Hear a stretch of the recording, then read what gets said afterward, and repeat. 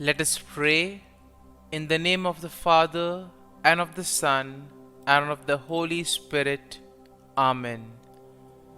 O Jesus, through the Immaculate Heart of Mary, I offer you my prayers, works, joys, and sufferings on this day for all the intentions of your Sacred Heart, in union with the holy sacrifice of the Mass throughout the world, in reparation for my sins, for the intentions of all my relatives and friends, and in particular for the intentions of the Holy Father. Amen. Let us pray for the intentions of the Holy Father for the month of October. For the Synod, we pray for the Church that she may adopt listening and dialogue as a lifestyle at every level and allow herself to be guided by the Holy Spirit towards the peripheries of the world. Our Father, who art in heaven, hallowed be thy name. Thy kingdom come, thy will be done, on earth as it is in heaven. Give us this day our daily bread, and forgive us our trespasses, as we forgive those who trespass against us. And lead us not into temptation, but deliver us from evil. Amen. Hail Mary, full of grace, the Lord is with you. Blessed are you amongst women, and blessed is the fruit of thy womb, Jesus. Holy Mary, Mother of God, pray for us sinners, now and at the hour of our death. Amen. Glory be to the Father, and to the Son, and to the Holy Spirit, as it was in the beginning, is now, and ever shall be, world without end. Amen. My dear friends, as we spend this time with the Lord, as we begin a new day, let us ask the Lord to give us all the graces that we may require for this day. Today may be a day where we may have to face a lot of challenges.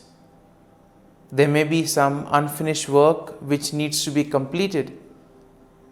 And for all this, we need the grace of the Lord. We need strength. We need confidence. And therefore, Lord, as we spend this time with you, we ask you to give us the graces that we require. Also give us the patience that we may need, so that whatever task we do today, it may be done according to your will. You always have a plan for us, and everything, whatever happens, is according to your plan. Lord, today help us to realize the plan that you have for us. My dear friends, on many occasions, we forget to thank the Lord for all the things that He does for us. Sometimes it could be because we are caught up with our activities because of our busy schedule. On other occasions, it could be because we do not recognize the Lord working in our lives through these activities. And therefore today, as we begin today's morning prayer, let us begin on this note by asking the Lord, Lord, help us to see your works, to see your hand in the various activities of our lives. And therefore, let us begin by thanking the Lord for all the graces that we have received right from the time of our birth till now, and for all the graces that we will continue to receive in the future. Lord, first and foremost, we thank you for the gift of life. We thank you for all the talents, the abilities that you have given us.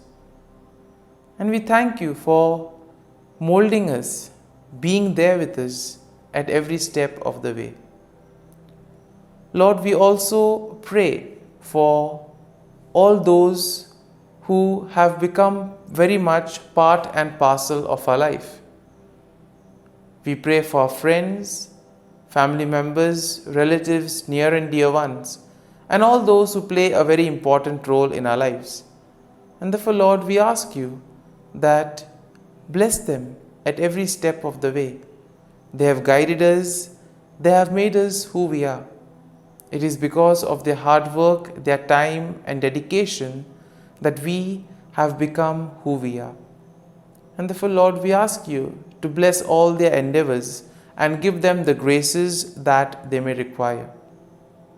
Lord, we also thank you for all the activities that have gone by, for guiding us, for protecting us. Most importantly, we thank you for the gift of this day, a day that may have its challenges. And therefore, Lord, we ask you to be with us, to guide us, and to protect us. Lord, we also ask you that you be with us at every step of the way. Lord, we thank you for giving us the experiences in life. There may have been many experiences which may have been good, which we may want to cherish. But there may also be those experiences which may be very hard. But these experiences have taught us a lot in life.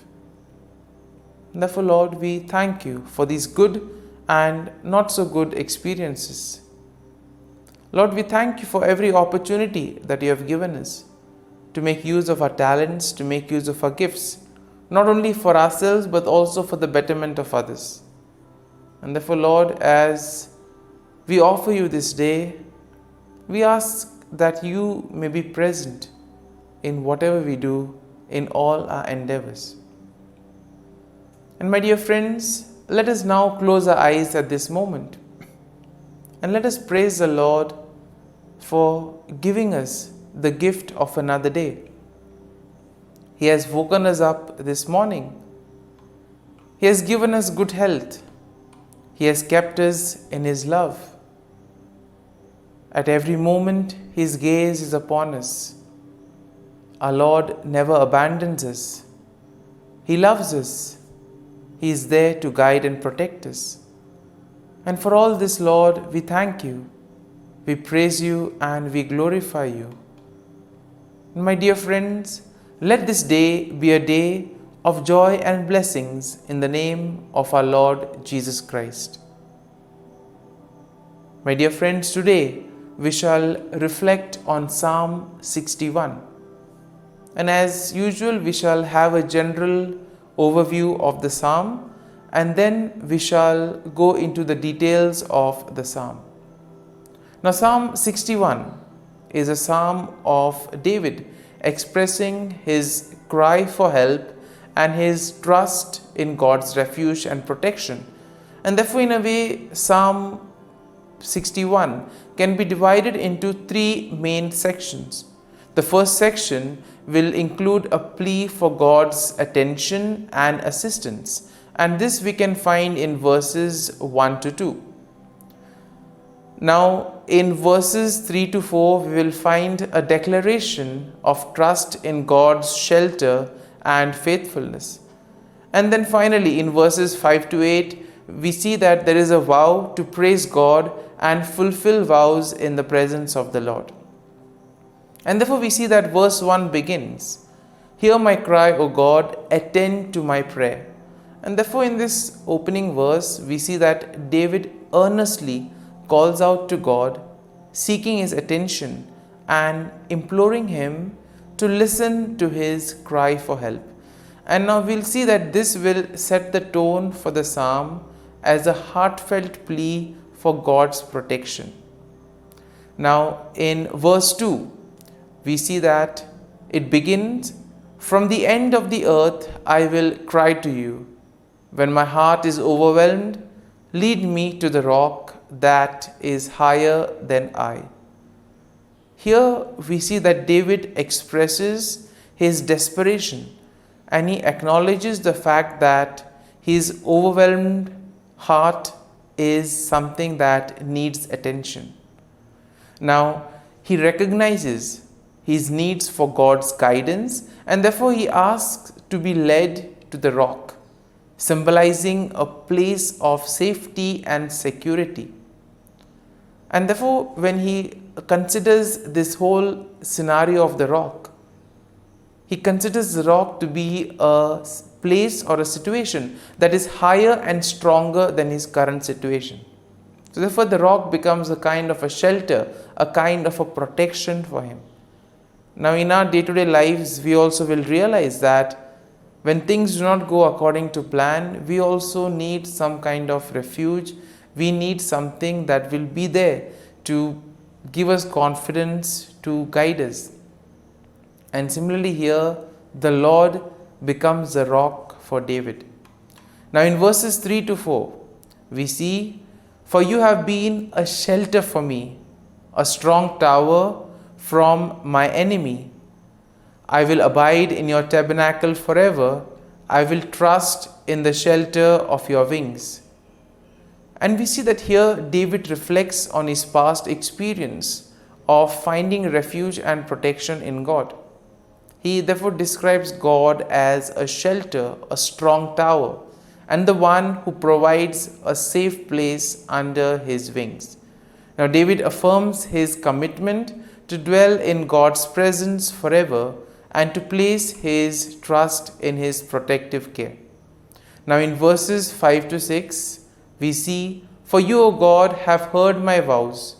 You have given me the heritage of those who fear your name. You will prolong the king's life, his years as many generations." And here David expresses his gratitude and his confidence in God's faithfulness. He acknowledges that God has heard his vows and has granted him a share in the heritage of those who fear God's name. Therefore, David believes that God will extend his life and bless him with long-lasting kingship. And then finally in verses 7 to 8, "He shall abide before God forever. O prepare mercy and truth, which may preserve him. So I will sing praise to your name forever, for I may daily dwell and perform my vows." Here David concludes the psalm with a declaration of his intention to place God continually, to sing praises to God and to fulfill his vows. Here we see that he expresses his desire for God to prepare his journey. Therefore, he expresses his desire to be seen in the mercy of the Lord. And therefore here he emphasizes on the qualities of the Lord, that the Lord is merciful, that the Lord is kind. And therefore he calls upon the Lord to be there, to sustain him, to help him in these moments of trials. And therefore, my dear friends, overall we see that Psalm 61 showcases David's heartfelt cry for God's help and his unwavering trust in God's refuge and faithfulness. It highlights a theme of seeking shelter and protection in God, especially during moments of distress. And therefore the psalm encourages a posture of praise and commitment to fulfilling vows in response to God's intervention and steadfast love. And therefore, my dear friends, having reflected on this psalm, let us spend a few moments in silence. Let us allow the psalm to take root in us, so that whatever we may have gained, it may be a verse or a thought that touched us, that may have got our attention. Let us remain with that verse, let us remain with that thought. And therefore, allow the Lord to lead you. Let the psalm become part of you. So as you spend a few moments in silence, remain with this thought, remain with this verse. And therefore, let the psalm become part of you, so that together your actions may reveal the love, praise, and joy of the Lord.